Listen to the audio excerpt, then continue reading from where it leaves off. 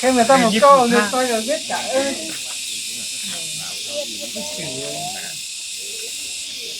Xin chào các em. Vâng, Chào em Ná với cả các em nhé. Để anh giao cho em cái mic. Đấy, để từ từ giới thiệu các thành viên của nhóm của em Ná. Ở đây thì Thánh cũng thấy là các em ấy có những cái bộ trang phục và nói rằng là rất đặc biệt. Chắc là 3 năm chưa giặt một lần. Anh kêu chút thôi. Nhưng mà có lẽ là để mới hợp với bối cảnh thì đây là phim tình cảm hay là phim võ thuật đấy? có cả tình cảm và võ thuật. Cả tình cảm và võ thuật. Vâng.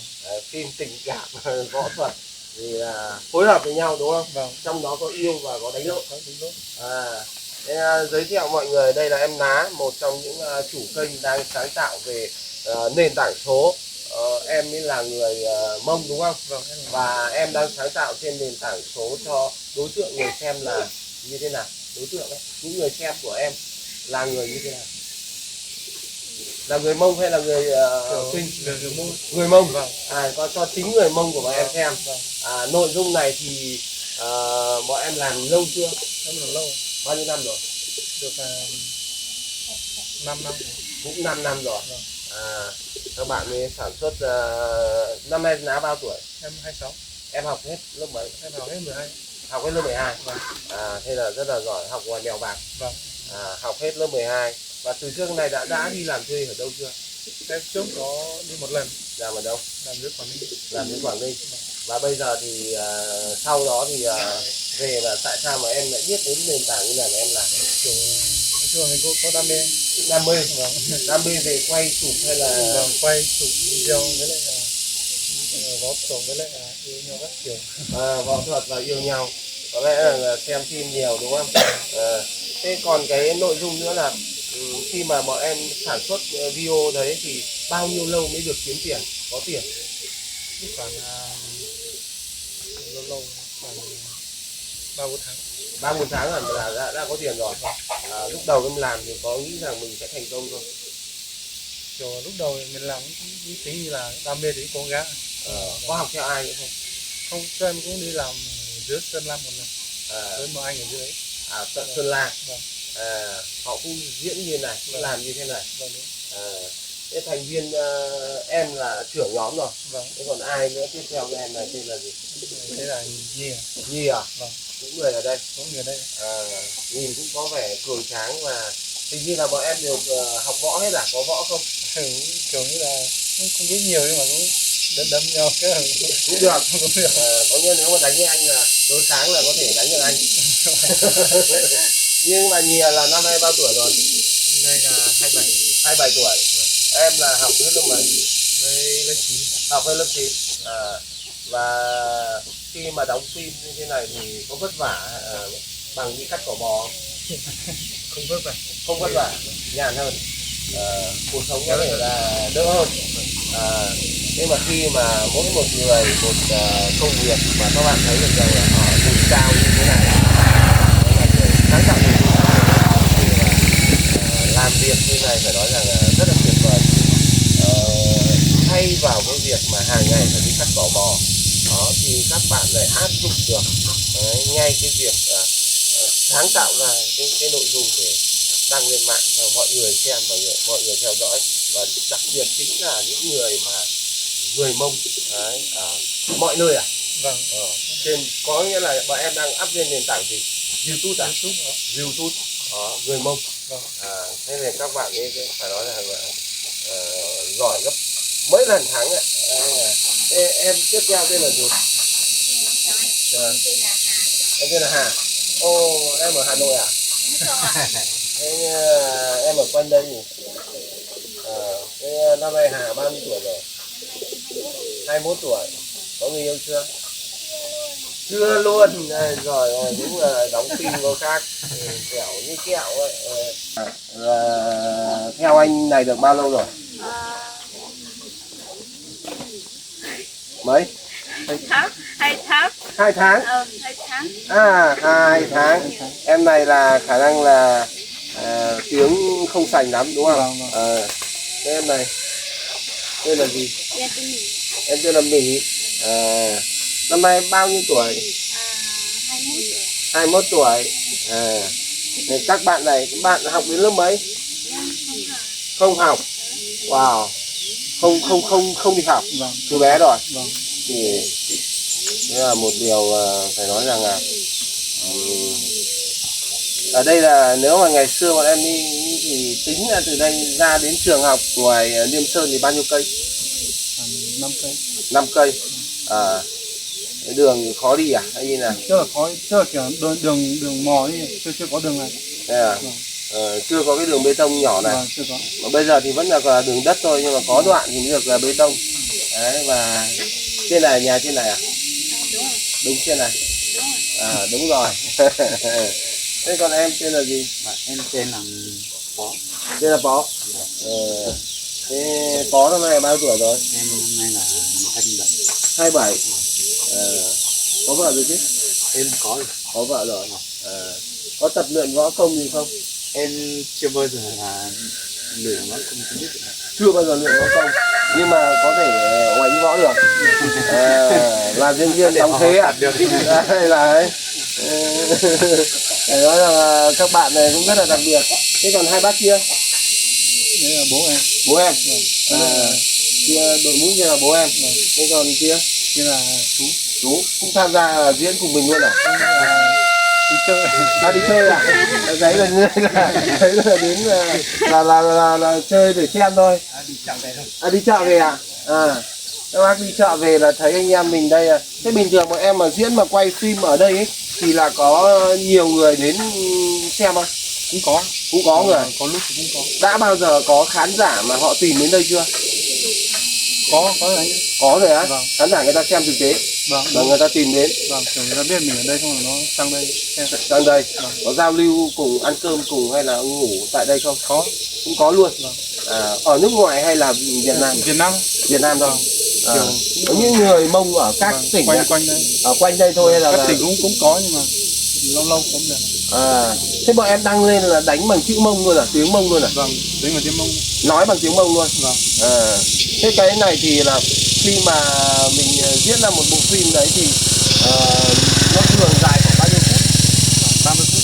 30 phút. Khoảng bao nhiêu ngày thì xong được một bộ phim này? Khoảng hơn tháng. Hơn tháng mới xong được một bộ phim á? Vâng. Bao nhiêu tập? Khoảng 20 mấy tập. 20 mấy tập. Vâng. Bên này làm là hơn 1 tháng và khoảng 20 mấy tập. Vâng. Thế chứng tỏ là phim dài ấy nhỉ? Mỗi một tập là nó giảm khoảng hơn 30 phút. 30 phút. Thế là họ cứ xem như phim chiếu rạp ấy, cứ xem từ ngày này xong lại xem sang tập khác. Vâng. Mình đăng lên họ cũng chờ mình đăng tập mới. Có nghĩa là hôm nay ta chiếu tập 1, ngày mai chiếu tập 2, ngày kia chiếu tập 3. Đấy, nên là các bạn ấy tự đóng phim, đạo diễn là em luôn. Vâng. Kịch bản cũng là em. Kịch bản cũng là. Nên là em là phải là học lớp 12 là cũng đúng thôi. Cũng phải tư duy tốt là thứ nhất. Thứ hai nữa là cũng phải chuẩn theo cái giá trị nhân văn đó, mang tới là cái này nó phải đến lợi ích cho con người. Nếu mà em mà diễn xấu một cái thôi, mà diễn một cái gì đó nó phản cảm nữa là giới trẻ của người Mông hay là những người mà người ta xem người ta cũng bị kích động thì chết, đúng không? Nên là cái nội dung mà em sản xuất ra cũng phải là yêu cầu là phải có tầm nhìn. Vâng, đúng rồi. Công dân phải hiểu biết, không được vi phạm pháp luật. Vâng, đúng rồi. Đúng không? Cái thứ nhất là không phải vi phạm. Nên là bộ phim là không nên có cái hình ảnh như là giết chóc này, đúng không? Máu me be bét này, xong là ăn lá ngón tự tử này, treo cổ tự vẫn này, đúng không? Nên là những cái hành động đấy là không có rồi. Đấy, và đặc biệt là cái nội dung là không được mang tính xấu, kích động, đúng không? Đấy là các bạn này cũng rất là giỏi. Thế bọn em là hôm nay là định đang đóng bộ phim gì đây? Vẫn đang quay. Vẫn đang quay. Mà sử dụng bằng điện thoại này á, quay này luôn á. Quay bằng máy này. Một cái máy như này mà em mua khoảng bao tiền? Trước là mua cú tầm 16 triệu. 16 triệu. Thế còn trước kia là bọn em quay cái điện thoại như này à? Trước kia là điện thoại, lúc bắt đầu điện thoại. Lúc bắt đầu bằng điện thoại. Xong rồi nâng cấp lên. Thế anh nhìn thấy những cái ngôi nhà ở phía bên này toàn là nhà xây mà đẹp, mà những cái ngôi nhà xung quanh này là gỗ, thì anh nghĩ rằng chắc ngôi nhà xây đấy là của em rồi, Đúng. đúng không? Em xây lâu chưa? Xây được hơn Bao nhiêu? hơn 1 năm. Khoảng bao tiền? 300. 300 triệu. Thế còn một cái ngôi nhà bên cạnh nữa là cũng nhà xây đấy là của ai? Cái kênh này của anh trai. Anh trai cũng làm YouTube. Vâng. Thế là hai anh em là cùng làm YouTube. Vâng. Ở xung quanh đây thì có bao nhiêu người làm YouTube? Cái khu vực này làm về theo dạng như kiểu của bọn em ấy. Nó hơn 30 kênh. 30 kênh. Vâng, trên. Thế là cũng đông ấy chứ nhỉ? Vâng. Có giao lưu với nhau bao giờ không? Cũng có. Cũng có giao lưu. Vâng. Có kênh thì kiểu nó làm về chủ đề khác. Chủ đề như nào? Kiểu là dân nữa, kiểu có người thì ca không ca sĩ mà kia là nghệ sĩ nó hát. Hát, tóc dài, xong rồi nhảy múa hát hò, cái TikTok. Vâng, đúng. Còn Facebook thì cũng có làm. Facebook thì cũng có. Những các em này thì đều chắc là có lẽ rằng là đều cũng tham gia TikTok với cả mạng xã hội hết rồi đúng không? Những em thì là có thích đi về xuôi lấy chồng không? Có chứ ạ, nếu như mà có duyên thì vẫn thích ạ. Có duyên thì vẫn thích. Thế theo ấy, tại sao em lại thích người ở dưới xuôi? Bởi vì là ở dưới xuôi thì thứ nhất là đỡ khổ hơn ở trên này. Đỡ khổ hơn. Mọi thứ nó thuận lợi hơn. Thế nhưng mà được xuống thì có thể là mình thứ nhất là mình thay đổi đời. Mình sẽ thay đổi bản thân mình nữa. Xuống xuôi là thay đổi đời đấy các bác ạ. Thế tại sao bây giờ em không xuống xuôi để tìm chồng đi? Bây giờ thì em phải đi theo đuổi đam mê của em ạ. Vâng, theo đuổi đam mê. Theo chồng sau. Theo chồng sau, có nghĩa là mình phải có sự nghiệp trước, xong là mới có nghĩ chuyện lấy chồng. Em có xem phim phim những người dưới xuôi đóng không? Có, em rất là thích xem phim đấy luôn. Thế à? Phim đấy thì như nào? Đẹp trai. Đẹp trai, nội dung hay, đúng không? Cuốn hút. Đây là các anh ở trên truyền hình đóng là toàn những anh đẹp trai nên là các em ấy cũng là thích đấy. Thế bây giờ thì bọn em có thể diễn cho anh và khán giả của anh xem một cảnh đó, nó võ thuật đi nhỉ. Anh vừa cũng có một giao lưu với một kênh, một người em ở bên Giáp Mạn Cao Bằng. Cái bạn đấy không biết là em đã giao lưu với bạn đấy chưa? Có giao lưu với bạn đấy rồi. Cũng mặc kiểu dạng như này và cũng tập luyện võ thuật. Bạn đấy là tập luyện võ thuật thật đúng không? Còn mà em là em có tập luyện Tầm đời lụi. tập lộn, bật tôn, bật ra là ngày á. Ai già nghe nhà cẩn thận ông là quấy cổ. Quen với bình thường. Quen à? Do tập luyện nhiều rồi. Thế thì bây giờ các em diễn cho anh cảnh võ thuật, xong rồi diễn cho anh một đoạn tình cảm. Tình cảm có được khóc thật không? Có lúc thì cũng được, nhưng mà có lúc thì cũng dùng nước. Các ông cũng vẫn phải đạo cụ. Có lúc là dùng thật và có lúc vẫn phải dùng nước tạo lên giọt nước mắt. Chảy ngược. Rồi bây giờ thì mời các quý cô bác anh chị cùng với cả tất cả anh xem các bạn này diễn một cảnh như thế nào đó. Cứ thoải mái đi, có gì đâu, có một hôm nay chỉ có thêm mỗi anh là diễn viên nữa thôi. Diễn ở đây nhỉ? Làm như nào bọn em cứ ấy đi. Mình một người nhá, cảm xúc của bọn em diễn phim như nào bọn em cứ nói chuyện và làm việc với nhau như vậy. Cái này mình kiểu phải tập trước. Bọn em cứ tập đi, cứ nói đi. Này bọn em làm ấy. Em ngồi ra kia đi.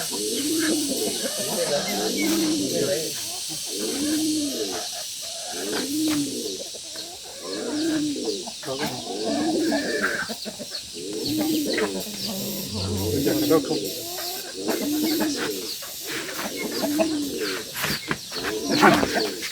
Dạ nè.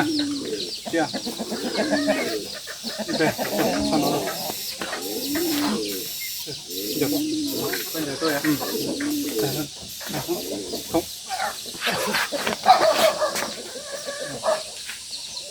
Ai chưa? Chưa. Về. Ôi cha, cha, ôi cha, ôi cha. Ôi cha, ôi cha. Ôi cha.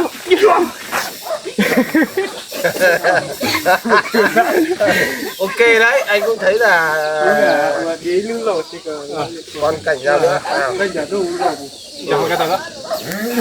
Tenang. Tenang kamu. Các trụ. Ah, ok. Jangan ukur. Jangan hotel. Tahu tu, tahu tu. Bây giờ tháo mà chứ. Anh nhớ không? Đây. Ok. Hau rồi. Hau rồi sao? Đấy sau Ok, ok. Thế đâu? Ok, xin nào. Ôi cha, ôi cha, ôi cha. Ui được. Vâng, đi đây. Đấy, lạc rồi. Đây là thật nhá. Rồi. Ôi cha, ôi cha, ôi cha. Ôi giời, được. Tuyệt vời, trời ơi. Thế còn là khi mà bọn em tập như này là toàn là tự nghĩ ra thế võ à? Tối xem phim à? Tự nghĩ ra. Chứ còn không phải là có đòn võ gì đâu à? không có đồng bộ. À, thế mà phải nói là bọn em quá là giỏi luôn. Để tự nghĩ ra những động tác võ thuật như vậy. Bạn này thì là không có tiết mục võ thuật à? Hay là chỉ có em diễn đau khổ khóc? Với lại của nó đánh vai bố. À, đóng là vai bố. Vâng. À, Bố trẻ. đấy, bố trẻ. Bố lại còn trẻ nữa, bố trẻ con. Thế còn bây giờ là diễn cảnh tình cảm như thế nào? Cả nhóm luôn à? Hay là mình ngồi đây diễn đi. Sau đi. Để anh cho mic không đi. Tình cảm như nào? Rồi bây giờ đeo mic cho bạn nào nữa? Bạn nào nói nhiều? Đây. Rồi. Không được. Cứ làm đi, bọn em diễn như nào, không phải không khóc hay là không, bọn em đóng phim như nào thì bọn em cứ làm thôi.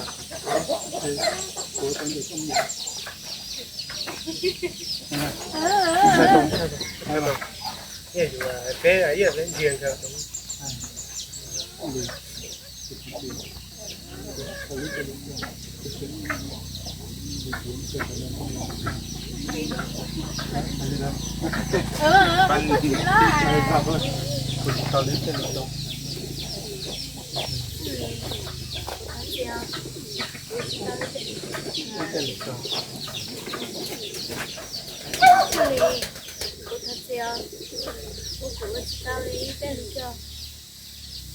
Cái gì?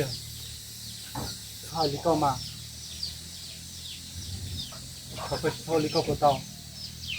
Có bao giờ nếu chỉ một con nữa, cuối chỉ có những nhớ lại họ. Của thằng có thể các chị con trai của mù. Đấy đấy à? Đúng không? Đấy là cảnh như vậy là nói là như vậy là như nào? Nó là ý dạng nói như nào? Ý là đi xuống phố. Đi xuống phố. Kiểu hai người yêu nhau. Yêu nhau như con này đi xuống phố. không để nữa. Nên là có nghĩa là hai em yêu nhau. Vâng. Nhưng mà bạn này bỏ đi xuống phố Xuống phố. tìm một anh đẹp trai như anh, đúng không? Đấy, nên là em khuyên bạn ấy ở lại à? Vâng. Thế bạn ấy bảo sao? Thế Tôi đi luôn. Đây là cảnh mà các bạn ấy diễn trong cái việc mà tình cảm đó. Nên các bạn thấy được rằng là